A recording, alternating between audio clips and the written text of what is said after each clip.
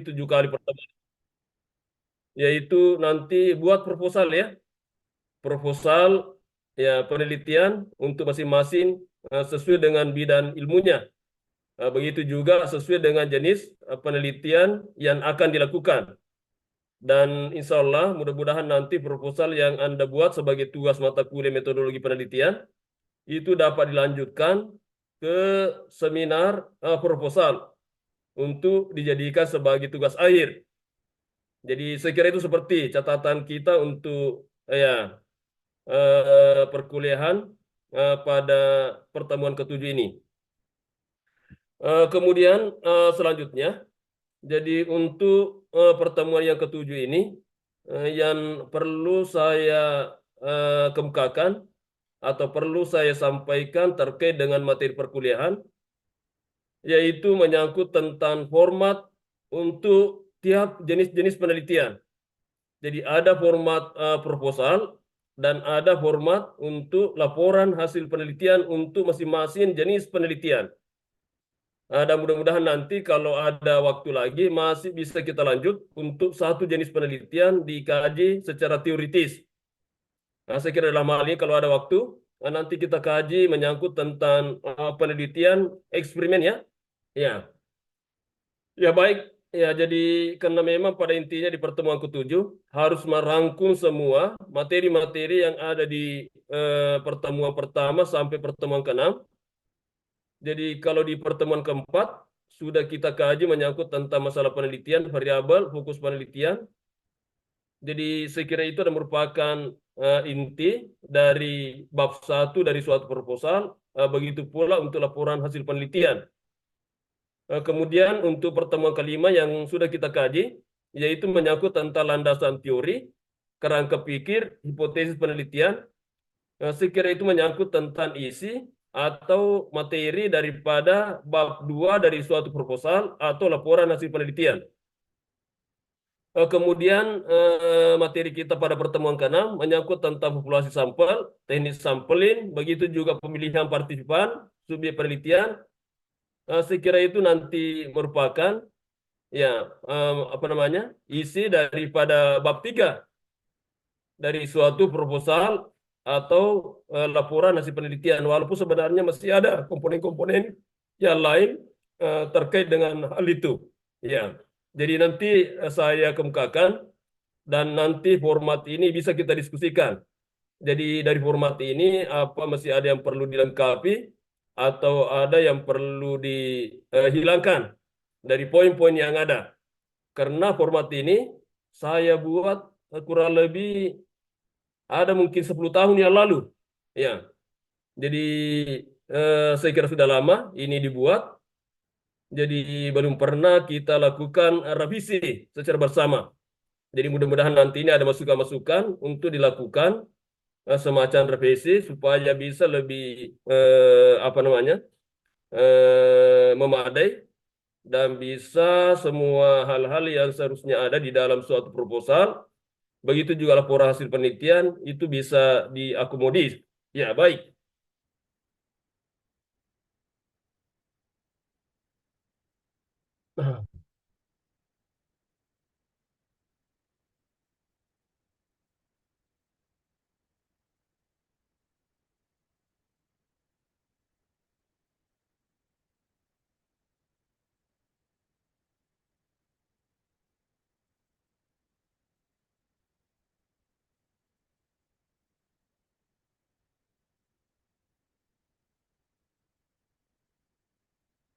Ya, sudah kelihatan?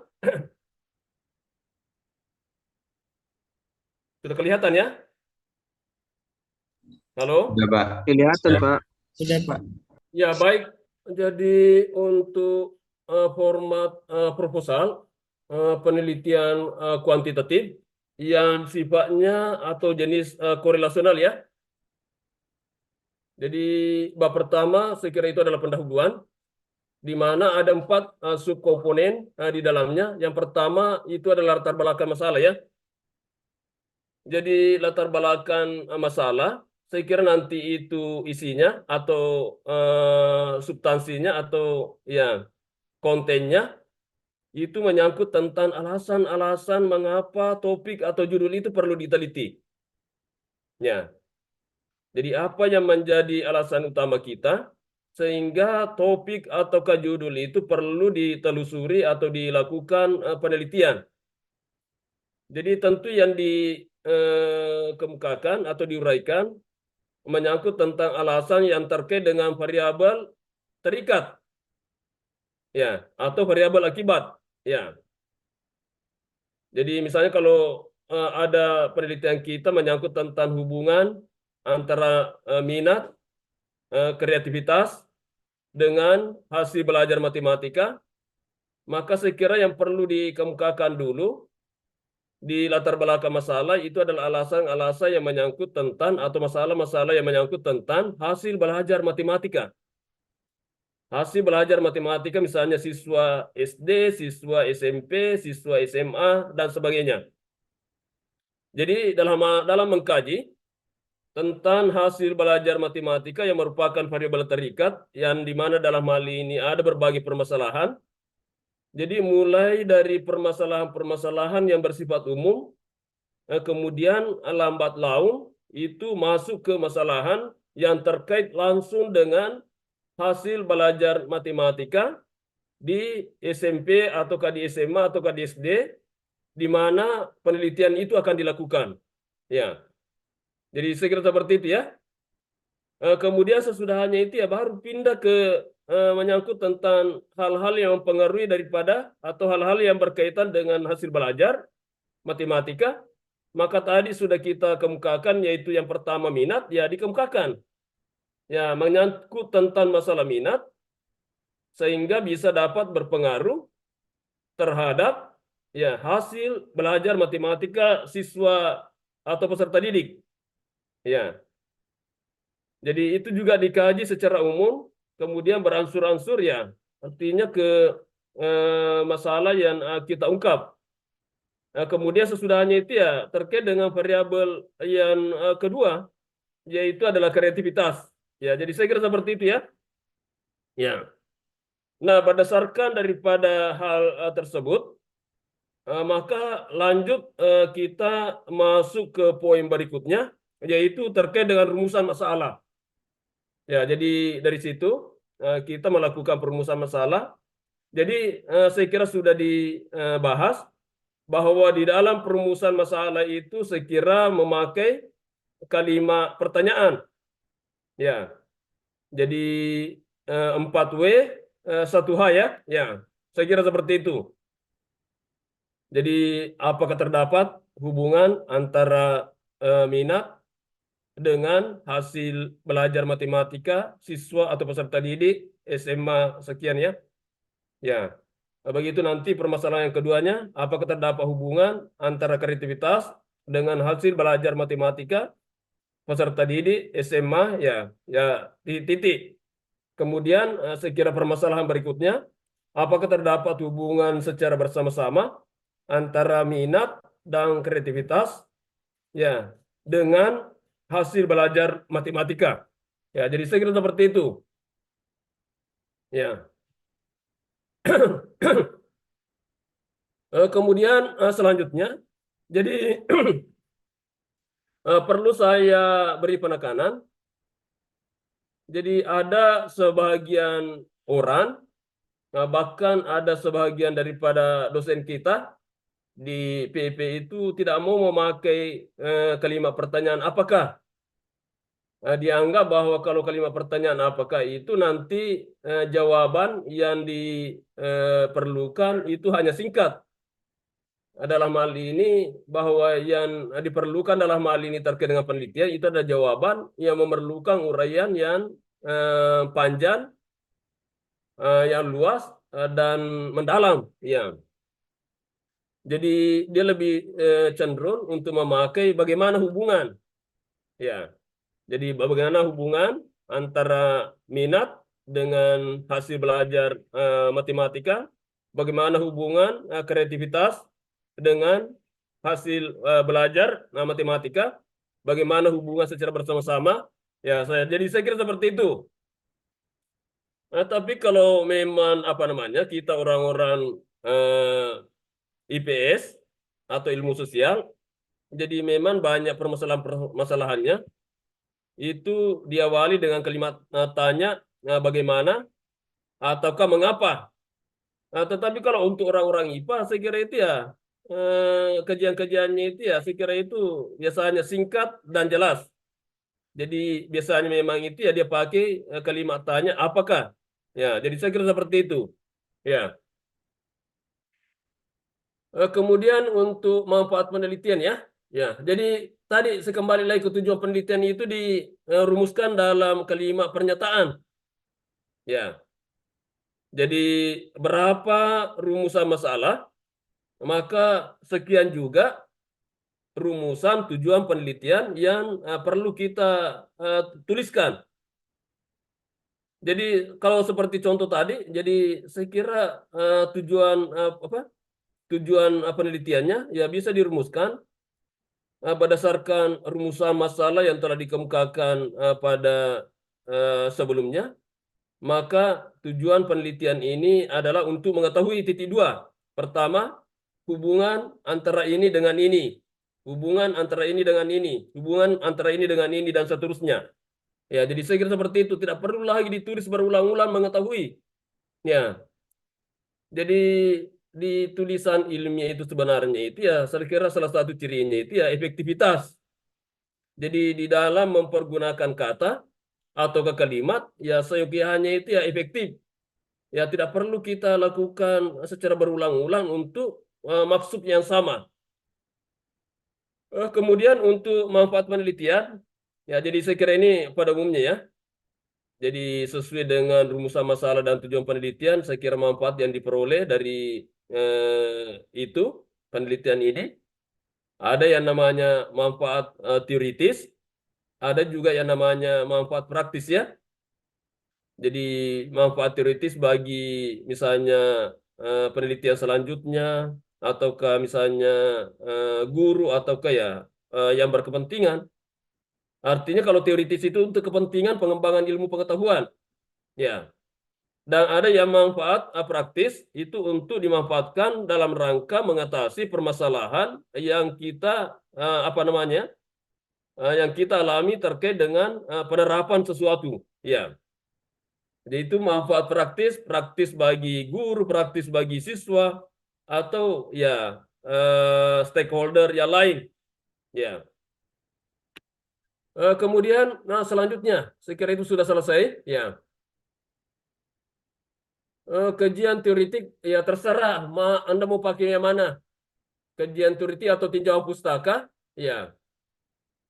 Jadi salah satunya ini bisa dipakai ya. Ya. Atau landasan teori, ya terserah. Ya, dari Anda itu. Jadi saya kira maksud dan tujuannya sama ya, cuma ya kata dan kalimat yang berbeda. Ya. Jadi yang pertama itu adalah deskripsi teoritik. Ya. Jadi bagaimana gambaran teoritis untuk masing-masing variabel. Jadi yang pertama dulu dikaji itu adalah variabel tak bebas ya. Jadi tadi kalau yang seperti contoh kemukakan, maka variabel tak bebasnya itu adalah hasil belajar matematika. Ya. Jadi itu yang dikaji dulu. Definisi-definisi, ya batasan-batasan, saya kira perlu ada teori terkait dengan hasil belajar matematika. Ya. Lalu sesudahnya itu baru variabel bebas pertama, baru variabel bebas kedua. Ya. Jadi saya kira seperti itulah struktur untuk deskripsi teoritis atau deskripsi konsep.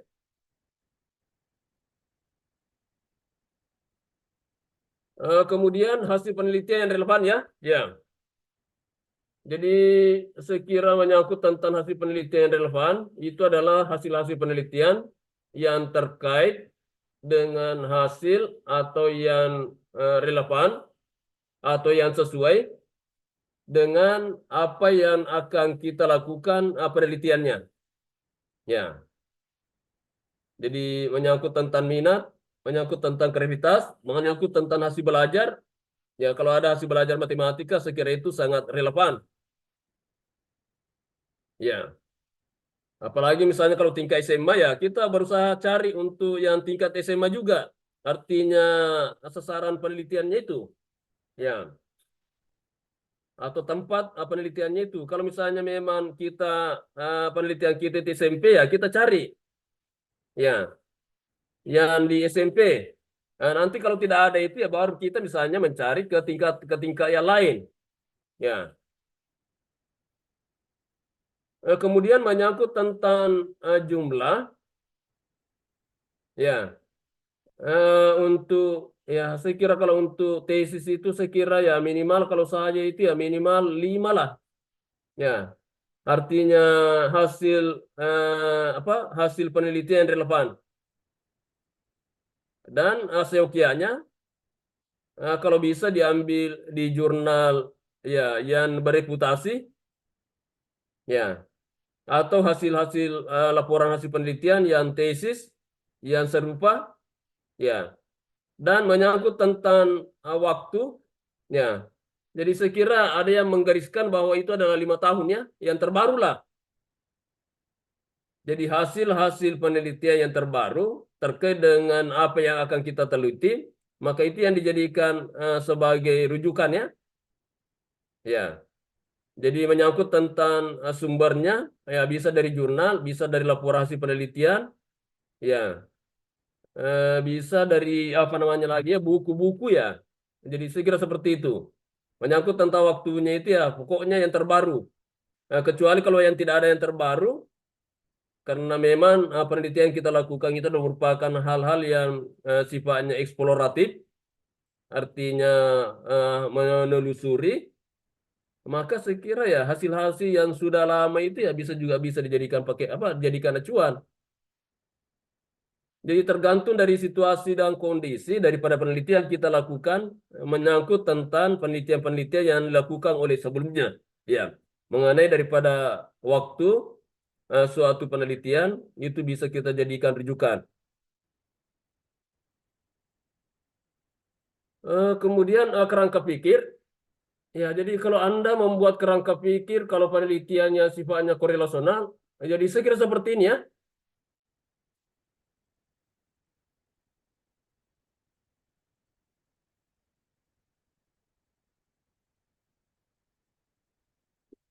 Ya, jadi saya kira seperti itu. Bisa dicermati. Ya.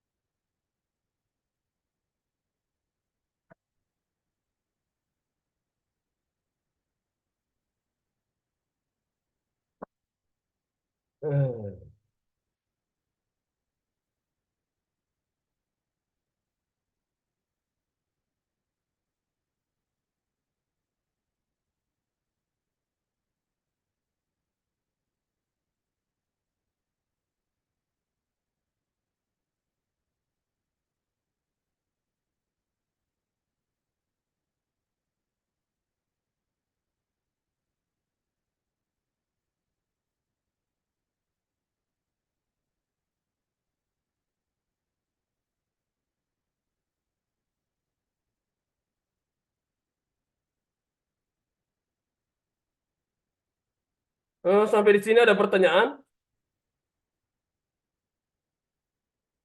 Oke, Pak, kapan dikumpul ini? eh Selesai nanti apa namanya ya? Jadi sampai akhir nilai harus masuk. Ya, jadi sekira melalui kuliah bahagian kedua, ya,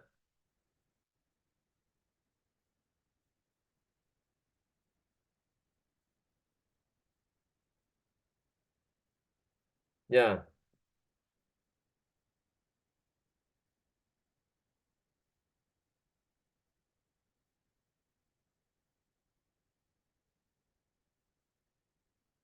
Jadi saya cari dulu ini menyangkut tentang hubungan, ya, apa hubungan-hubungan itu. Karena itu menyangkut tentang hubungan, saya kira itu ada beberapa jenis hubungan ya, asosiatif itu. Jadi ada asosiatif, ada komparatif ya, ya. Jadi saya agak lupa lagi ya, intinya untuk secara detailnya. Ya, hubungan-hubungan itu ya.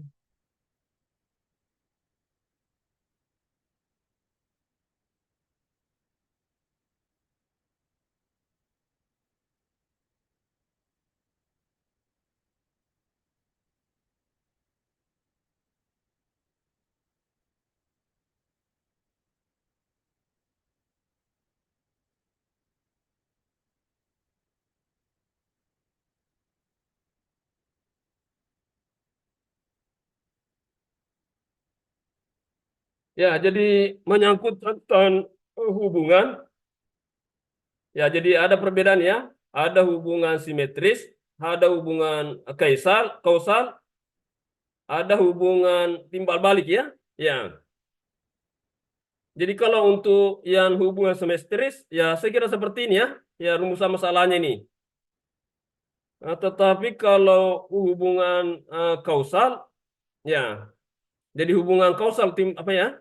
Bersifat sebab akibat. Ya.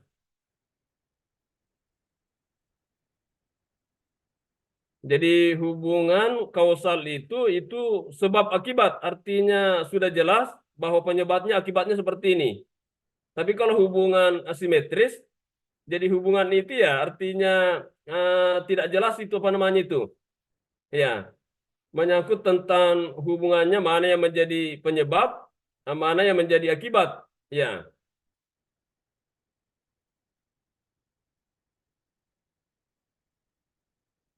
ya jadi apa secara apa ya? Kalau hubungan simetris itu, misalnya itu ada kehubungan antara yang dekat rel kereta api dengan jumlah anak, ya. Jadi itu hubungan simetris itu, ya. Jadi apakah ada hubungan antara jumlah payung yang terjual dengan dengan musim? Ya. Jadi apakah ada hubungan antara jumlah payung yang terjual dengan musim? Misalnya antara musim kemarau, ya, dengan musim hujan. Jadi itu semester itu seperti ini. Nah, tetapi kalau misalnya hubungan kausal, ya seperti ini, apakah ada pengaruh? Jadi kita memakai pengaruh ya kalau hubungan kausal. Apakah ada pengaruh pendidikan orang tua terhadap prestasi ya belajar IPS anak ya atau prestasi belajar anak secara keseluruhan ya.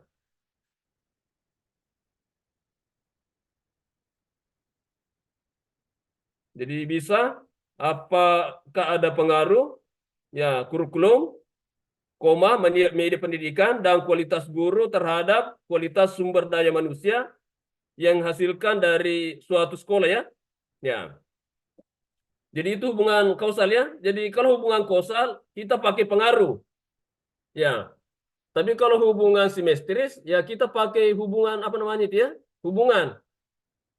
Jadi bagaimana hubungan antara variabel bebas satu dengan variabel bebas variabel terikat ya.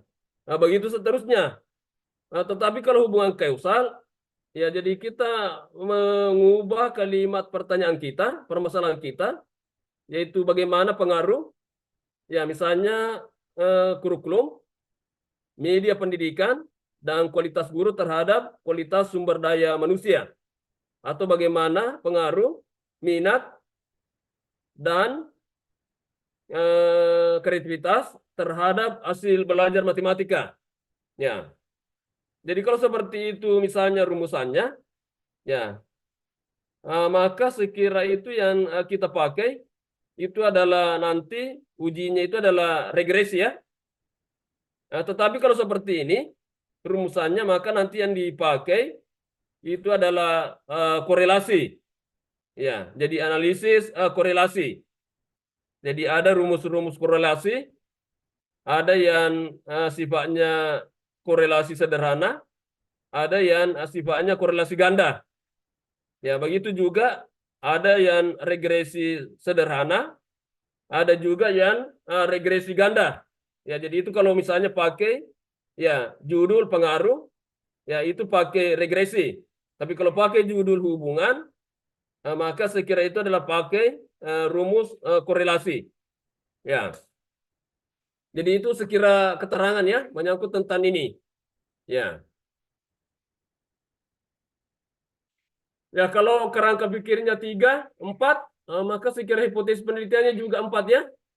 Ya, jadi membuat kerangka pikir seperti ini. Jadi tiap-tiap permasalahan yang kita sudah rumuskan atau tiap-tiap tujuan yang kita sudah rumuskan sebelumnya, maka sekira itu dibuat semacam keterkaitan antara variabel-variabel yang ada, diuraikan secara singkat dan jelas berdasarkan kajian teori dan konsep yang sudah dikemukakan sebelumnya. Ya, ya jadi saya kira seperti itu ya. Jadi kerangka pikir itu juga ada 4 ya. Kalau 4 tujuan penelitian.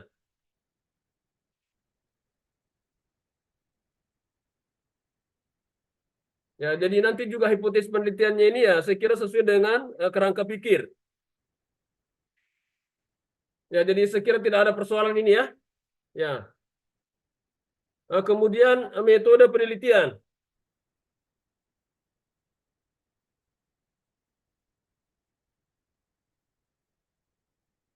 Ya. Jadi jenis dan desain penelitian. Jadi apa jenis penelitiannya? Ya. Jadi apakah jenis penelitiannya itu adalah ex post facto? Ya. Ataukah jenis penelitiannya itu adalah deskriptif? Ya. Atau jenis penelitiannya itu adalah eksperimen? Ya, jadi saya kira itu jenis. Kemudian pendekatannya itu kualitatif atau kuantitatif. Nah, kalau misalnya nanti di mana di dalam mengumpulkan data untuk menjawab permasalahan, ya itu kita mempergunakan misalnya tes, angket, maka sekira itu sudah jelas itu adalah pendekatan kuantitatif. Nah, tapi kalau misalnya di dalam ya menjawab permasalahan itu, kemudian instrumen pengumpulan data yang kita pakai itu adalah observasi dan wawancara, kemudian analisis datanya itu ya banyak yang kita pakai itu adalah kata-kata, artinya datanya, arti datanya, kata atau kalimat, maka sudah jelas bahwa itu adalah pendekatan kualitatif. Ya, jadi kalau pendekatan saya kira 2 saja itu ya. Kalau bukan kuantitatif itu adalah kualitatif, tergantung dari datanya yang dipakai untuk ya menjawab permasalahan. Tempat dan waktu penelitian jadi tempatnya itu diuraikan ya sedetail. Ya, jadi tempatnya itu di mana? Ya, kemudian ya saya kira itu ya eh, termasuk jalan, ya kecamatan, ya ataukah ya lebih detail lagi, ya misalnya kabupaten, kota madya ataukah provinsi ya dikemukakan. Bahkan kalau di kualitatif itu ya jarak dari ibu kota kecamatan, ibu kota provinsi, ibu kota kabupaten itu ya dikemukakan itu. Nah, kalau anunya waktunya itu juga ada secara detail juga. Ya, kapan itu penelitian dilakukan? Ya. Jadi selama berapa bulan, mulai dari bulan berapa sampai bulan berapa pada ya tahun akademik ya semester berapa? Ya. Kemudian selanjutnya populasi dan sampel penelitian ya. Jadi saya kira sudah dibahas itu ya. Jadi populasi ya keseluruhan ya subjek ya yang menjadi sasaran untuk dilakukan penelitian itu populasi. Kemudian sebagian dari subjek yang menjadi sasaran penelitian itu nanti kita tentukan sebagai populasi apa namanya itu ya, populasi apa sampel penelitian. Ya, jadi kalau menyangkut tentang sampel, yang penting sudah diketahui jumlah populasinya. Kemudian untuk sampelnya, saya kira itu yang perlu dulu ditentukan besarnya sampel. Kemudian baru teknik penyampelannya atau teknik penarikan sampelnya. Ya. Kemudian variabel penelitian. Jadi jenis variabel penelitian. Jadi variabel bebasnya ya apa-apa saja. Kemudian variabel terikatnya apa namanya? Kemudian saya kira itu perlu diberi definisi konsep. Jadi yang dimaksud dengan minat itu secara batasan ahli atau secara pendapat ahli seperti itu yang kita simpulkan itu. Jadi kesimpulan dari pendapat ahli ya itulah yang kita jadikan sebagai definisi konsep. Kemudian kalau definisi operasional saya kira itu menyangkut tentang batasan dari ahli yang sudah kita simpulkan, kemudian dilengkapi teknik, instrumen dan teknik pengumpulan datanya. Ya, jadi bagaimana minat itu dikumpulkan datanya dan instrumen apa yang dipakai. Ya, jadi instrumen apa yang dipakai dan teknik pengumpulan data apa yang digunakan, yaitu berkaitan dengan definisi operasional ya. Ya. Kemudian saya kira instrumen penelitian ya. Jadi kalau di instrumen penelitian, jenis instrumen penelitian yang akan kita pakai. Jadi apa jenis instrumen penelitian yang akan kita pakai dikemukakan. Lalu bagaimana mengembangkan instrumen penelitian itu untuk masing-masing jenis. Jadi ini kalau proposal ini, belum pi anunya ini, belum pi hasilnya. Ya. Jadi bagaimana mengembangkan instrumen yang akan nanti itu kita pakai, ya. Itu dikemukakan ya. Ya. Oke, ya. Kemudian teknik pengumpulan data dikemukakan teknik-teknik pengumpulan data ya. Ya, jadi antara instrumen pengumpulan data dengan teknik pengumpulan data itu ya saya kira ada yang sama ya. Ya, ada yang beda. Jadi kalau observasi itu adalah teknik pengumpulan data, instrumennya itu adalah lembar observasi atau pedoman observasi bentuknya apakah checklist? Ya. Kalau wawancara ya bisa saja itu ya instrumennya pedoman wawancara ataukah daftar pertanyaan. Ya, kalau tes, ya saya kira instrumennya juga tes ya. Angket juga ya, saya kira itu ya instrumennya juga angket. Ya, jadi saya kira seperti itu ya. Dokumen, ya, saya kira itu adalah teknik pengumpulan datanya, dokumentasi. Kemudian instrumennya itu adalah daftar dokumen ya. Kemudian saya kira selanjutnya hipotesis statistik. Ya, jadi tadi yang contoh itu ada 4. Ya, misalnya hipotesis penelitian, maka saya kira juga hipotesis statistik itu, saya kira juga itu ada 4 juga ya. Ya, jadi hipotesis statistik itu dilambangkan dengan simbol matematik. Ya,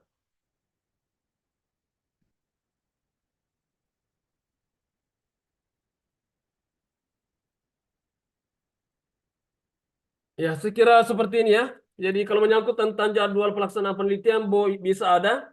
Kalau itu proyek ya harus ada. Tetapi kalau misalnya untuk tesis ya biasanya itu ya ada, diterima, tidak ada, ya diterima juga.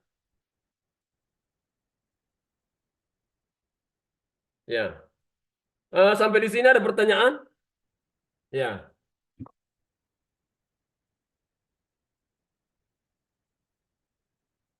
Ya oke. Proposal untuk yang korelasi.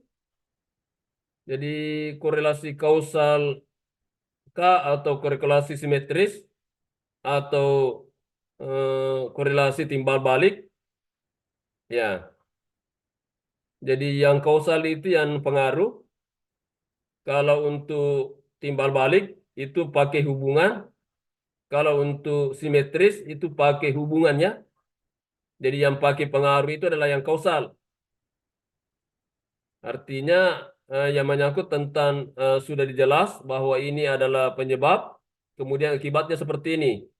Ya, kalau yang timbal balik, saya kira itu bisa hubungan itu ya berlaku timbal balik. Misalnya hubungan antar motivasi dengan prestasi belajar atau hubungan antara minat dengan prestasi belajar itu timbal balik itu. Ya, jadi bisa prestasi belajarnya anak bagus, ya kemudian mempengaruhi motivasinya ya. Ya, bisa juga ya karena motivasinya bagus ya prestasi belajarnya itu juga bagus. Begitu juga bisa minatnya bagus, maka prestasi belajarnya juga bagus. Ya begitu juga terjadi sebaliknya. Jadi prestasi belajar misalnya hubungan antar prestasi belajar anak dengan motivasi, ya jadi bisa saja ya. Artinya prestasi belajar itu bisa jadi variabel bebas mempengaruhi ya motivasi. Jadi itu namanya hubungan timbal balik. Nah, kalau hubungan semestris, ya jadi ini hubungan searah ya. Ya, jadi apakah ada hubungan antara warna rambut, misalnya dengan kemampuan memimpi sekolah ya. Ya, jadi ini hubungan simetris namanya ini. Ya,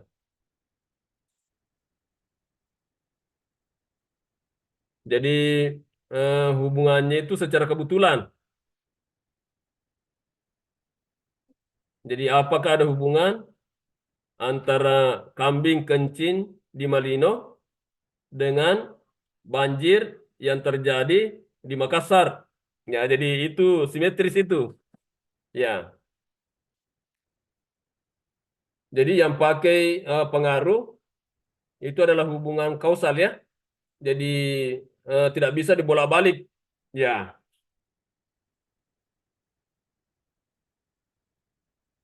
kemudian selanjutnya ya, kalau proposal saya kira sama ya. Anu apa? Kalau untuk laporan hasil penelitian ya sama ya.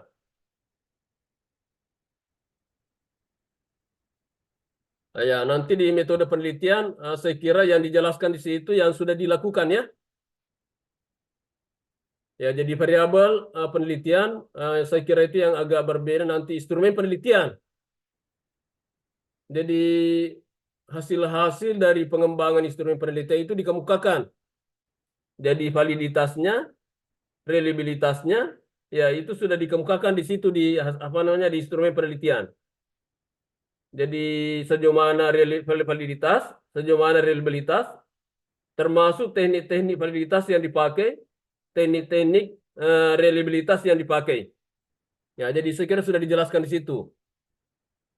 Jadi kalau teknik pengumpulan data yang betul-betul ya, saya kira dikemukakan menyangkut tentang ya jenis-jenis teknik pengumpulan data yang digunakan. Ya, jadi itu saya kira yang perlu ada penambahan. Kemudian hasil penelitian dan pembahasan. Ya, jadi yang pertama itu adalah deskripsi data hasil penelitian untuk setiap variabel ya. Jadi hasil penelitian itu deskripsi data hasil penelitian untuk setiap variabel. Jadi variabel minat itu dideskripsikan hasilnya itu. Jadi nanti itu pakai statistik deskriptif. Jadi berapa rata-ratanya? Ya, ada juga mungkin ya eh, kumulatif ya kumulatifnya itu ya. Artinya begitu juga persentasenya ya standar deviasinya ya untuk masing-masing variabel ya.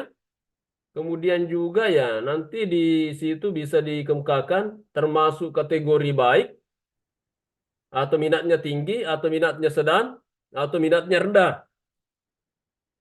Ya. Jadi sudah itu dikemukakan lagi menyangkut tentang deskripsi hasil penelitian kreativitas. Ya. Jadi rata-ratanya, begitu juga standar deviasinya, begitu juga persentasenya, ya persentase kumulatif apa ya? Jadi sekira itu statistik deskriptif. Bahkan misalnya itu bisa apa namanya? Gambar apa ya? Kurva ataukah diagram, ya diagram Batam, ya saya kira itu bisa dilakukan.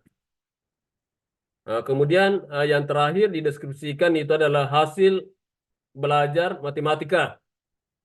Nah, baru pindah ke pengujian, persyaratan, analisis, dan hipotesis penelitian.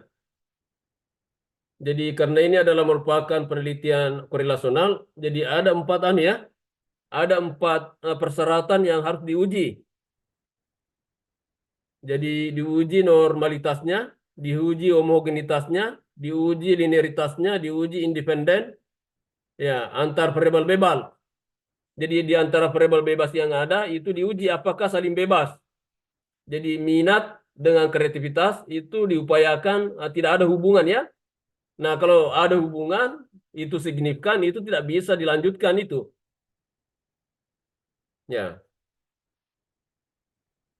Kemudian selanjutnya ya sekira pengujian hipotesis ya. Jadi tadi itu ada empat hipotesis ya dikemukakan. Ya, bagaimana pengujian hipotesis data, pengujian hipotesis pertama, hipotesis kedua dan seterusnya. Ya. Baru ke pembahasan ya hasil penelitian, yaitu diskusi hasil penelitian dengan teori rujukan. Ya.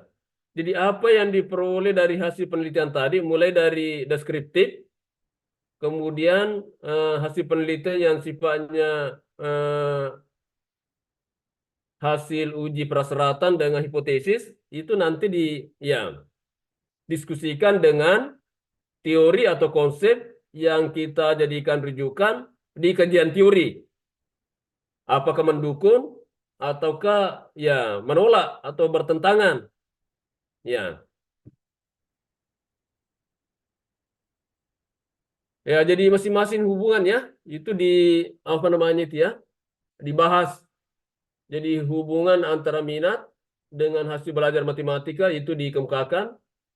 Ya, hubungan antara kreativitas dengan hasil belajar matematika, kemudian hubungan secara bersama-sama. Ya,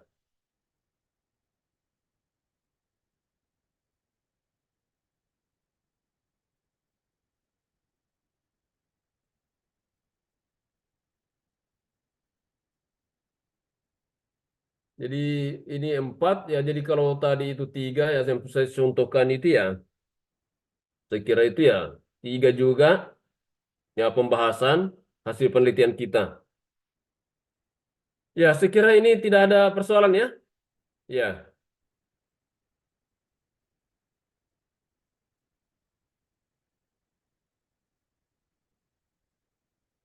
di daftar pustaka, kemudian lampiran, lampiran pertama itu instrumennya harus disusun ya.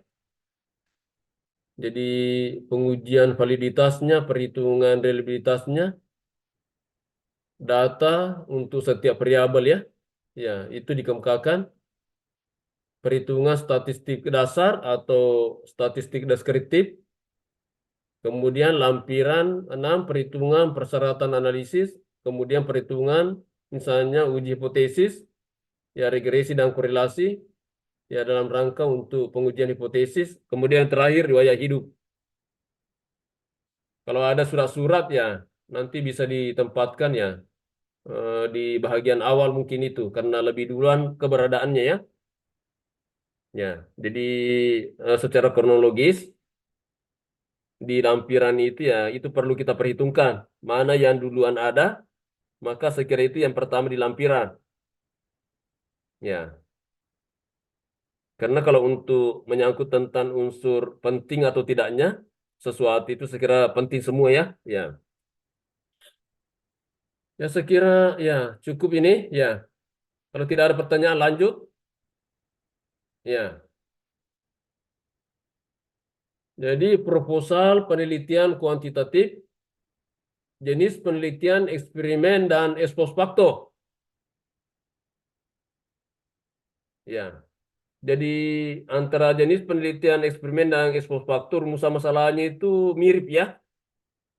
Jadi masing-masing ya, apakah ada perbedaan antara apakah ada perbedaan hasil belajar matematika antara peserta didik yang diajar dengan model pembelajaran berbasis masalah ya dengan peserta didik yang diajar dengan model pembelajaran proyek basic learning. Ya,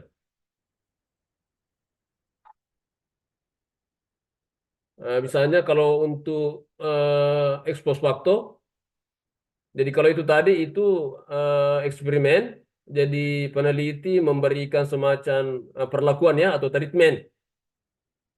Nah kalau expose factor, saya kira rumusan masalahnya itu ya saya kira sama. Cuma dalam hal ini peneliti tidak memberikan perlakuan atau treatment. Jadi langsung mengambil data yang sudah ada, yang melakukan treatment atau perlakuannya itu adalah alam atau yang maha kuasa. Jadi apakah ada perbedaan prestasi belajar matematika antara laki-laki dengan perempuan? Ya, jadi bisa seperti itu. Ya, jadi itu namanya expose factor. Jadi langsung kita ambil prestasi belajar matematikanya yang laki-laki, kemudian prestasi belajar matematikanya yang perempuan, baru kita bandingkan. Ya, jadi ini tidak bisa kita berikan perlakuan ya. Ya, andai kata ini sama semua kita ya kelamin jenisnya, ya. Cuma nanti misalnya dengan perlakuan itu ada yang di apa namanya diperlakukan seperti karakteristik laki-laki, kemudian ada yang diperlakukan karakteristik perempuan ya. Tapi ini sudah sudah tertentu kita punya jenis kelamin ini. Jadi apakah ada perbedaan hasil belajar matematika antara yang latar belakang keluarganya pegawai dengan pegawai negeri, pegawai swasta, begitu juga dengan buruh, petani ya. Ini bisa. Jadi ini namanya expose factor. Jadi tidak bisa kita memberikan semacam perlakuan bahwa ada yang ya untuk keluarga yang dari pegawai negeri, pegawai swasta, kemudian dari buruh, kemudian dari petani. Ya, jadi saya kira seperti itu ya. Jadi ini sudah ya langsung kita ambil datanya masing-masing misalnya hasil belajar matematikanya itu. Keempat jenis latar belakang keluarga. Ya. Ya, saya kira sama ya. Ya. Ya, kalau ada variabel moderator ya, artinya kalau eksperimen itu ya variabel bebas, ya. Kemudian variabel eksperimen bebas atau yang pengaruh utama, main effect. Kemudian variabel moderator. Jadi variabel moderator itu ya, misalnya pengaruh, model asesmen formatif, koma, gaya berpikir terhadap hasil belajar matematika. Jadi apa namanya tadi itu ya, gaya berpikir itu adalah variabel moderator ya. Ya.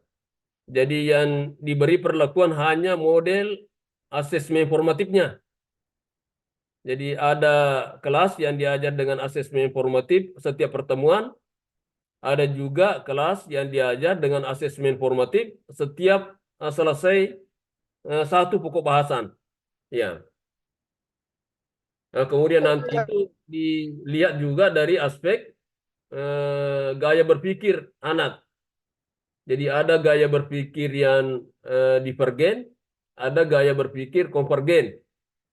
Jadi ini yang namanya ya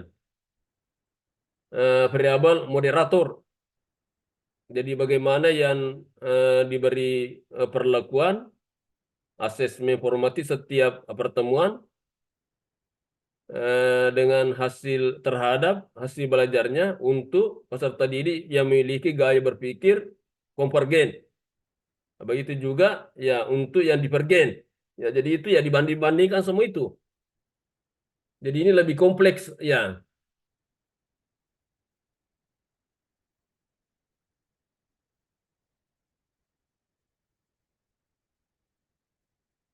Nah, jadi kalau apa namanya ya eksperimen dengan expose facto itu ya, saya kira itu rumusan masalahnya itu ya, bukan lagi pengaruh ya, perbedaan, ya perbedaan. Jadi itu terlihat pengaruhnya kalau ada perbedaan. Kalau tidak ada perbedaan itu ya tidak ada pengaruh. Nah, untuk melihat sejauh mana perbedaan itu, saya kira itu dari deskriptifnya tadi. Rata-rata hasil belajar matematikanya. Itu yang dibandingkan. Mana yang lebih tinggi, maka saya kira itu yang lebih efektif ya. Ya, ya oke. Jadi saya kira ini tidak ada masalah ya. Ya, metode penelitian saya kira sama saja ya. Ya, iya,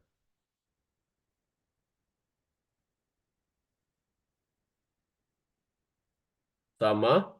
Ya, ya. Jadi di pembahasan ya, jadi sama juga untuk hasil penelitian. Ya,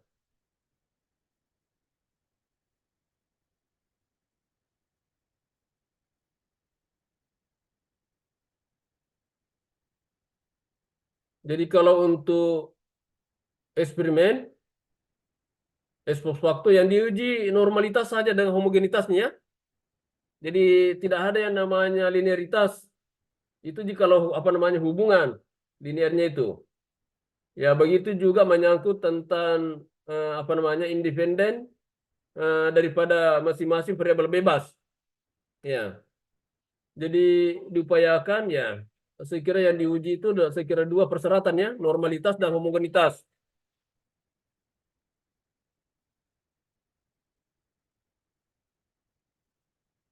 Ya,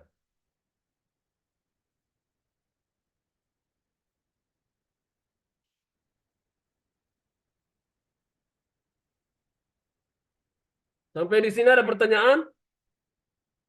Ya, jadi saya kira sudah dipahami ya. Ya, apalagi ini baru selesai dari S1. Ya,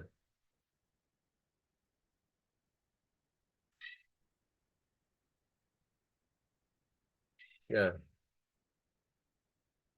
Kemudian ya, Saya Pak sedikit. nah, silakan. Tadi nih Pak mengenai tentang Itu. analisis perbedaan tingkat kecerdasan antara laki-laki dan perempuan. Berarti kalau misalkan kita ingin mengambil itu Pak, bunyinya itu judulnya analisis perbedaan tadi, analisis perbedaan kecerdasan antara laki-laki dan perempuan. Ya, Eh, Apa namanya Pak? Kemudian nanti ini eh, jenis pendekatan penelitiannya itu mixed method Pak kalau tidak salah karena dia menggunakan statistik deskriptif dan atau cuma cuma itu Pak cuma itu saja. begini Susito judulnya itu. Jadi tidak perlu itu ya. Tidak perlu ada perbedaan di situ. Oh, berarti Artinya di situ nanti judulnya analisis hasil belajar matematika berdasarkan jenis kelamin. Ya, oh, ya. Jadi apa analisis hasil belajar matematika siswa peserta didik ini ya misalnya berdasarkan jenis kelamin. Ya. Jadi kalau mau lagi ya analisis hasil belajar matematika peserta didik SMA ini berdasarkan jenis kelamin dan latar belakang keluarga. Ya, bisa juga seperti itu. Kalau ada ya. Jadi selain dipertimbangkan jenis kelaminnya, dipertimbangkan juga latar belakang keluarganya. hmm, Ya, jadi supaya lebih apa namanya luas ya. Ya. Nah, bisa berarti juga ya latar belakang tempat tinggal. Ya. tidak ada yang Pak tidak ada instrumen wawancaranya. Anu saja, angkit saja. Apa namanya? Tes. Tes iya. Ya, tes kecerdasan. Jadi laki-laki ya artinya dites kita buat apa namanya instrumen hasil belajar matematika ya kemudian kita berikan ke laki-laki begitu juga ke perempuan ya kemudian diperoleh daripada masing-masing datanya begitu juga nanti diberikan kepada latar belakang pegawai negeri lalu diberikan juga kepada yang berlatar belakang pegawai swasta, diberikan juga kepada yang berlatar belakang buruh, diberikan juga kepada yang berlatar belakang petani, misalnya ya. Jadi bisa lebihan itu. Artinya analisis hasil belajar matematika siswa atau peserta didik ya SMA ini berdasarkan ya jenis kelamin dan latar belakang ya keluarga. Ya bisa seperti itu si Cipto. Jadi nanti rumusan masalahnya itu ya terdapat perbedaannya hasil belajar matematika antara jenis apa laki-laki dengan perempuan, terdapat perbedaan hasil belajar matematika antara pegawai negeri latar belakang keluar anak yang berasal dari pegawai negeri dengan anak yang berasal dari pegawai swasta ya. Jadi nanti itu ya dibanding-bandingkan seperti itu ya, jadi mana nanti itu ya. Ya jadi saya kira seperti itu nanti itu, jadi ada rumusannya itu yang memang ya bisa membandingkan secara sekaligus ya. Ya, jadi secara sekaligus itu bisa dibandingkan nanti untuk melihat mana yang terbaik, ada namanya uji lanjut. Ya, ya jadi saya kira seperti itu ya si Cipto ya. Jadi intinya itu ya. Baik, Ya.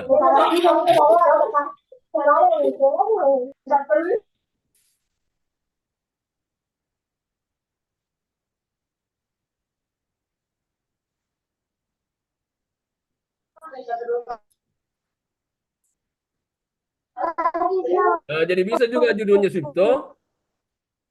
Ya, pengaruh jenis kelamin dan latar belakang keluarga terhadap hasil belajar matematika.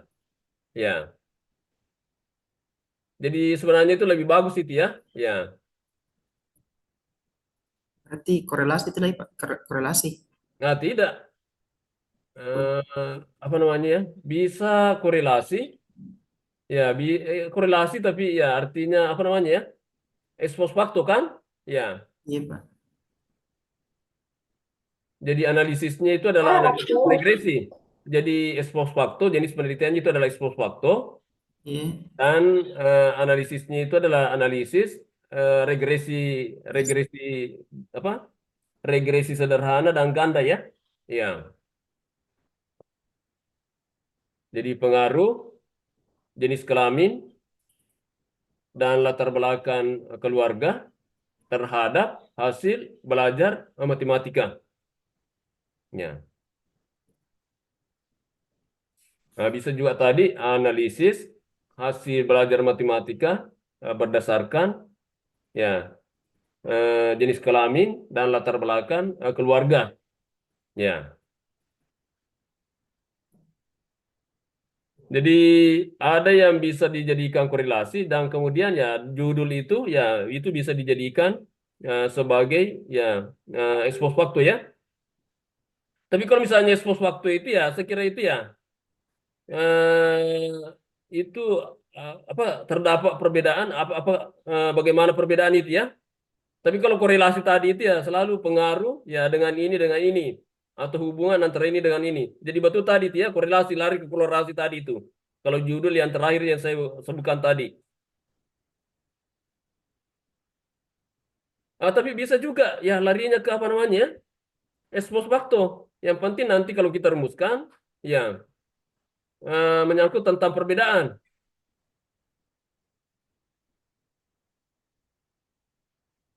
Iya, Pak. Ya.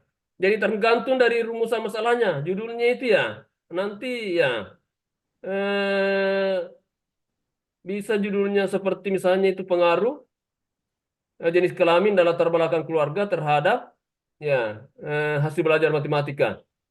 Jadi nanti bisa dirumuskan itu apakah ada perbedaan antara apakah perbedaan hasil belajar antara laki-laki dengan perempuan? Apakah ada perbedaan hasil belajar antara anak yang berasal dari latar belakang keluarga pegawai negeri, swasta, buruh, ya petani, ya saya kira seperti itu. Ya. Tapi kapan kita rumuskan? Ya, apakah terdapat pengaruh misalnya jenis jenis kelamin dengan hasil belajar matematika, maka itu lari ke apa namanya korelasi ya, korelasi yang hubungan kausal ya. Jadi nanti analisisnya itu dengan regresi. Tetapi kalau untuk ex post facto dan eksperimen yang dipakai itu adalah analisisnya itu adalah analisis varian ya. Jadi ada analisis varian satu jalur, ada analisis varian dua jalur atau uji T. Ya. Jadi saya kira seperti itu ya. Artinya memang harus apa namanya ini ya. Artinya harus cermat berpikir dan logis. Ya.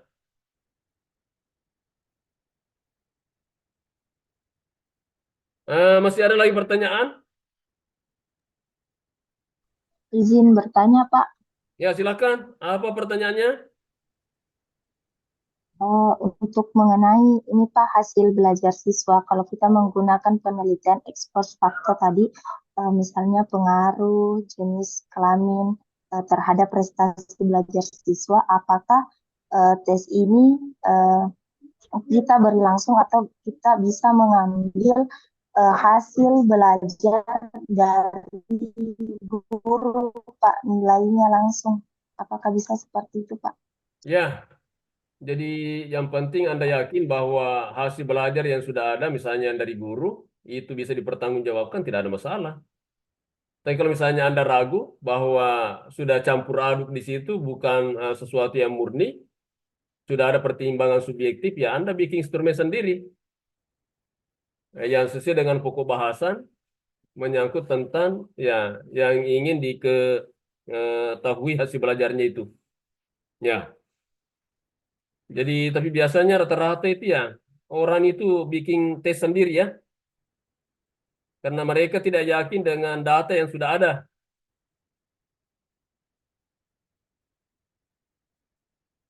Ya, jadi bisa seperti itu. Tergantung dari keyakinan Anda. Yakin dengan data yang sudah ada bahwa itu adalah data yang valid dan bisa dipertanggungjawabkan, maka bisa langsung saja diambil. Jadi tidak ada istimewa yang kita buat ya. Ya. Jadi begitu juga jenis kelamin, ya saya kira itu Terima kasih anonim Pak. saja. Ya, artinya diidentifikasi saja.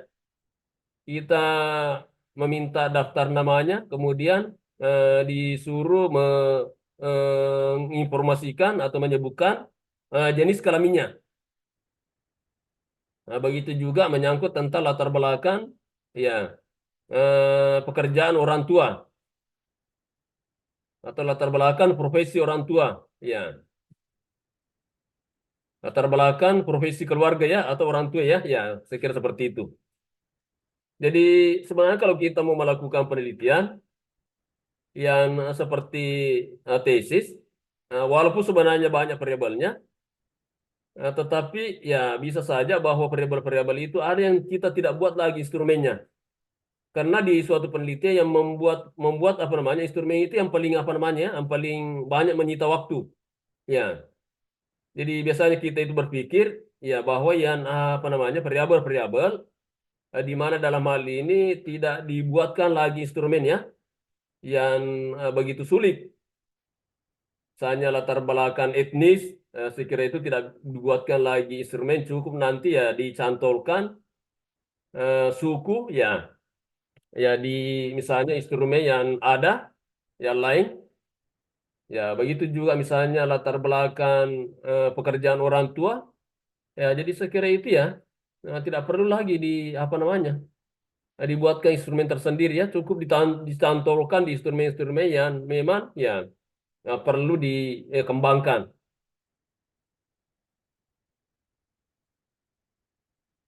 Ya, jadi saya kira seperti itu ya. Atau ada mungkin pendapat atau pandangan.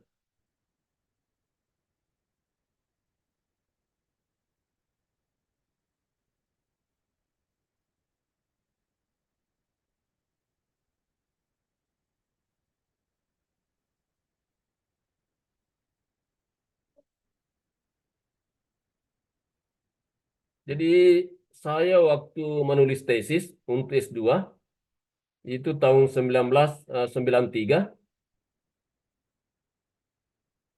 atau 1996 mungkin ya. Ya atau ya karena saya di Surakarta dulu itu 93 sampai 96. Jadi saya selalu berpikir itu bagaimana nanti ini variabel saya ini ada yang tidak perlu apa ada yang tidak perlu lagi dibuatkan instrumennya. Ya.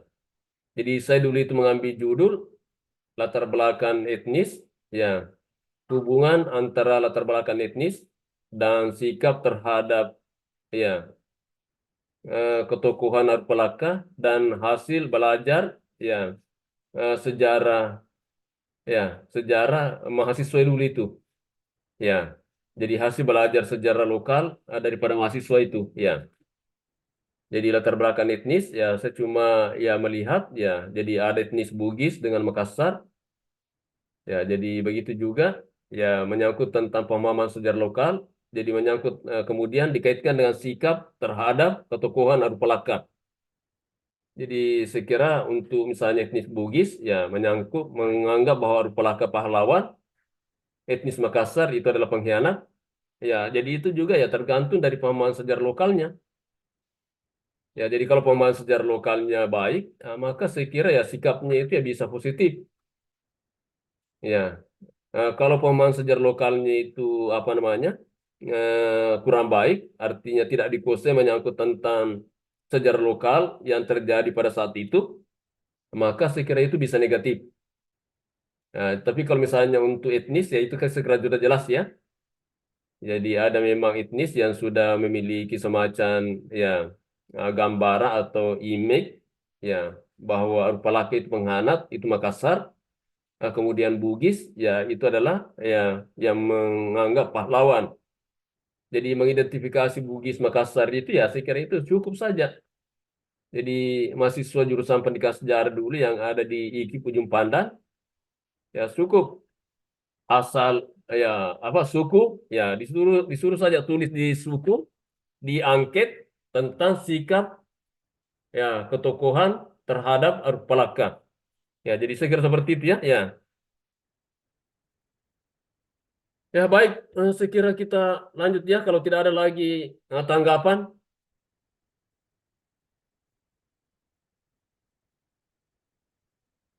Ya, apakah ini lagi nih evaluatif ya?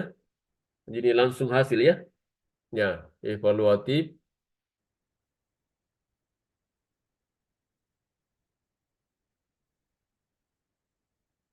Ya, jadi kajian teori berkaitan dengan objek yang diteliti, konsep teori yang berkaitan dengan objek yang diteliti, kemudian evaluasi program.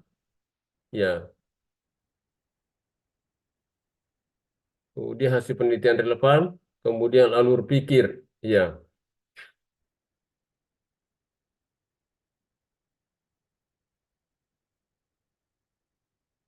ya, jadi saya kira itu istilah-istilahnya saja itu, ya, artinya berbeda ya. Jadi di evaluatif itu ada model evaluasi, itu kita jelaskan itu. Ya, apa yang kita pakai. Jadi ada berbagai macam model evaluasi ya, mana yang kita mau pakai.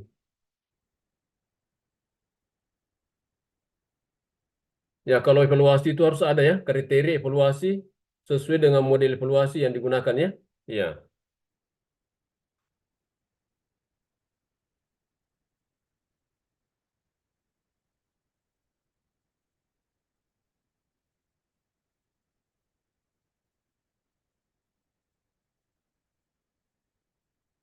jadi selain ada deskripsi data penelitian, ada juga hasil penelitian ya. Jadi dari data itu ya saya kira ada temuan-temuan, ya, ya, kualitatif, ya, saya kira kalau kualitatif, ya.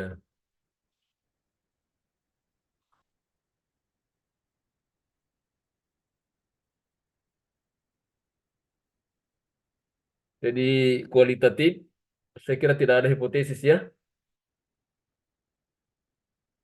Nah, begitu juga tadi penelitian evaluasi ya. Ya,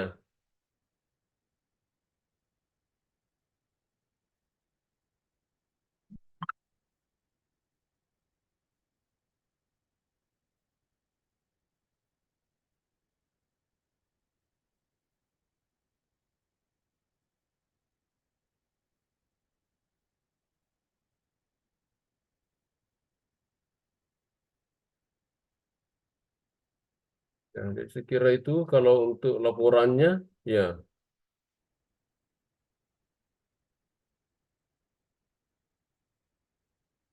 aduh.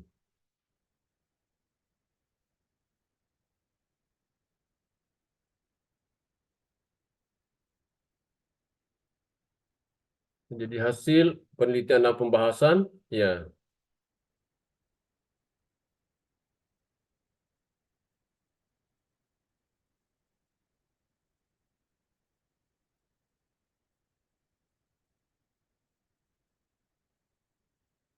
Jadi hasil penelitian sesuai dengan apa namanya ya? Sesuai dengan pertanyaan atau fokus penelitian. Ya.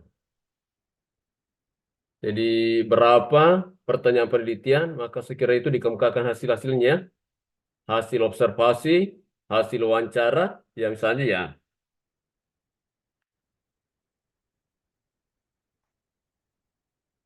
Kemudian selanjutnya pengembangan instrumen ini ya, ya.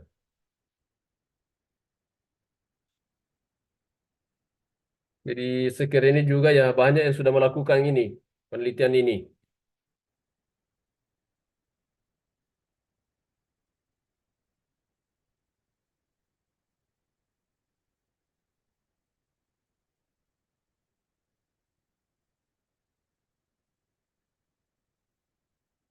Jadi tergantung apa yang mau dipakai di sini. Bisa sasaran kalian subjek uji coba atau subjek penelitian. Jadi orang banyak biasa pakai subjek uji coba.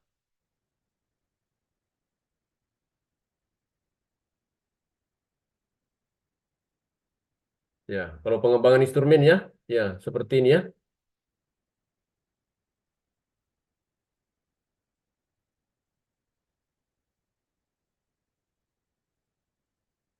Laporannya ya kira ya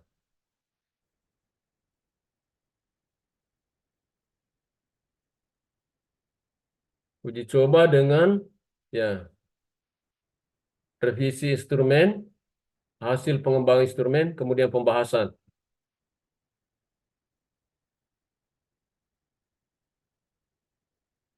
Ya, penelitian pengembangan model, ya.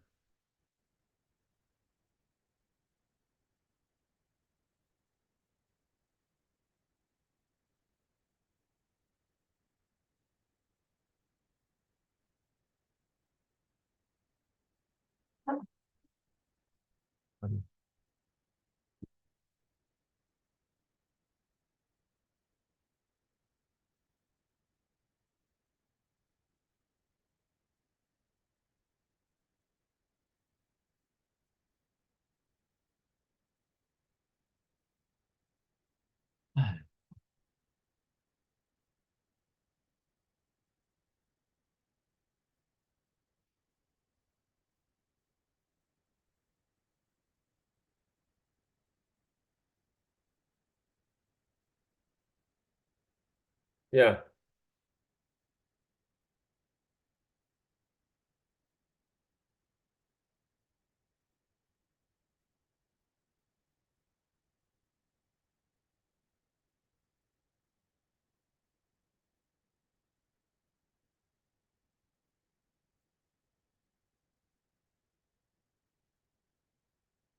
ya, jadi saya kira seperti ini ya proposal ya kalau untuk pengembangan model,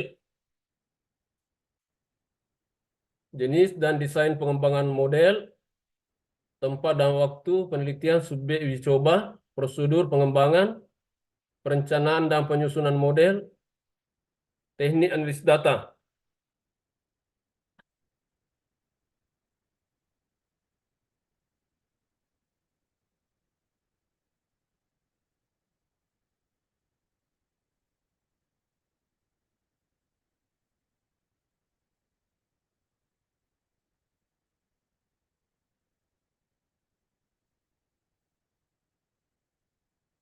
Jadi hasil pengembangan model yaitu hasil uji coba, ya.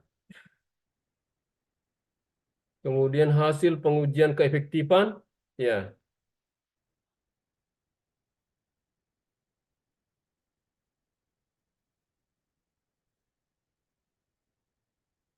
Ya, saya kira ini yang terakhir. Ya, tindakan kelas ini ya. Ya.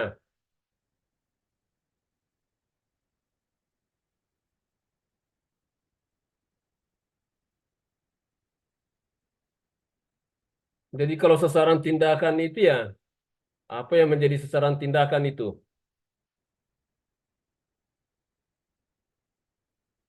Ya, apakah hasil belajarnya ataukah sikapnya ataukah ya instrumen penilaian?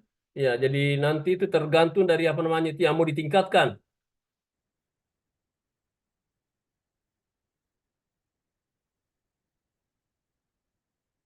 Kemudian untuk mengatasi itu tindakan apa yang akan kita ambil? Apakah model pembelajarannya ataukah media yang perlu apa dijadikan sebagai apa namanya ya? Ya, alat untuk melakukan penindakan.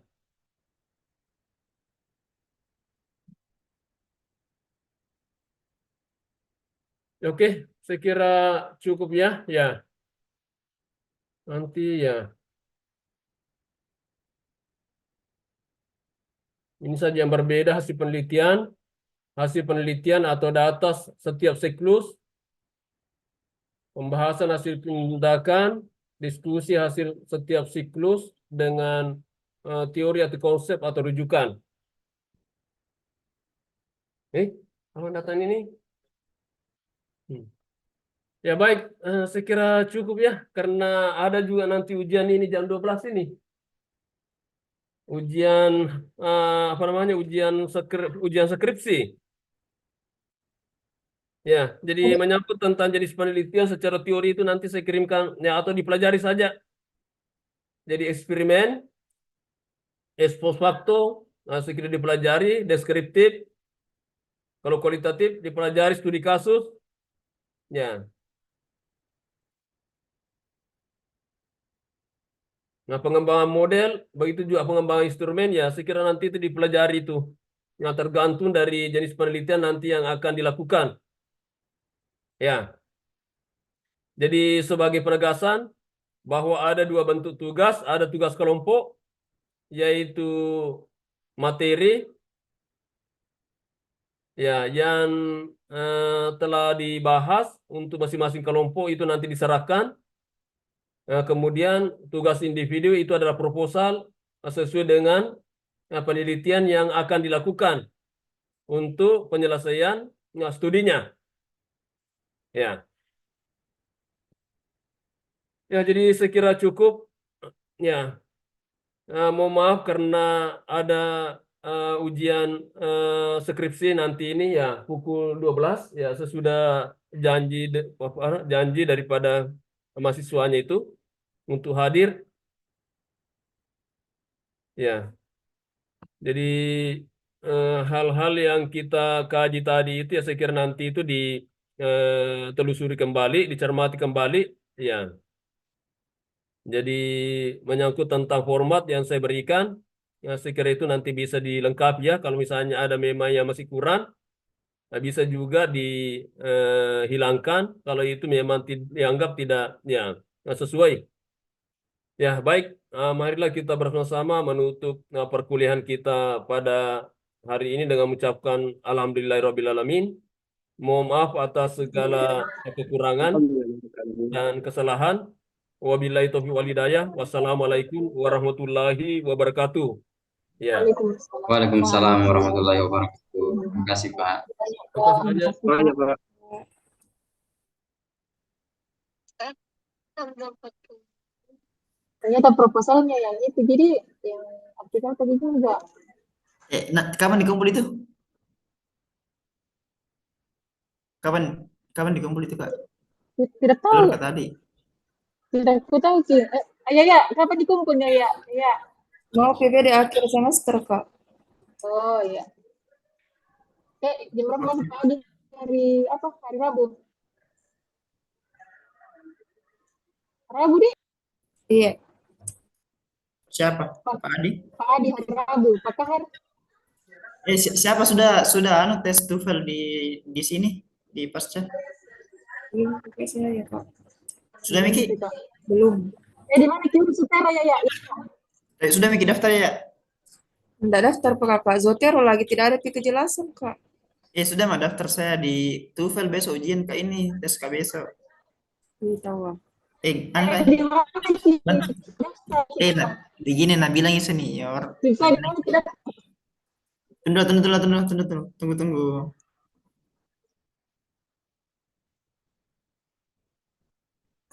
Tunggu.